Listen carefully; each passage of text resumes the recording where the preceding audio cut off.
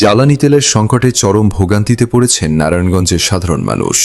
শহরের বিভিন্ন এলাকায় পেট্রোল পাম্পগুলোতে দেখা যাচ্ছে দীর্ঘ লাইন, কোথাও আবার তেল না থাকায় অনেক পাম্প বন্ধ করে দিতে হয়েছে। বিশেষ করে চাষারা, মণ্ডলপাড়া, শিমরাইল, ফতুল্লা ও সাইনবোর্ড এলাকার বিভিন্ন পাম্পে সকাল থেকে মোটরসাইকেল, প্রাইভেট কার ও সিএনজি চালকদের দীর্ঘ সারি দেখা গেছে। ঘণ্টার পর ঘণ্টা অপেক্ষা করেও অনেকেই প্রয়োজনীয় জ্বালানি সংগ্রহ করতে পারছেন না। তেল সংকটের কারণে সবচেয়ে বেশি ভোগান্তিতে পড়েছেন পরিবহন চালক ও সাধারণ যাত্রীরা। অনেক অটোরিকশা ও সিএনজি চালক জানান, তেল না পাওয়ায় তারা সড়কে নামতে পারছেন না।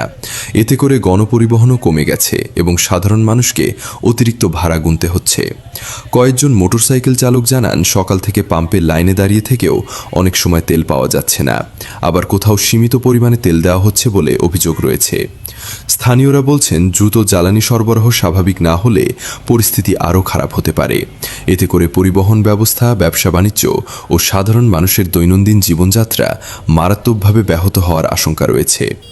এদিকে সংশ্লিষ্টদের দাবি, সরবরাহ সংকটের কারণেই সাময়িকভাবে এই পরিস্থিতির সৃষ্টি হয়েছে। তবে খুব দ্রুত এই পরিস্থিতি স্বাভাবিক হয়ে আসবে বলে আশা করা হচ্ছে।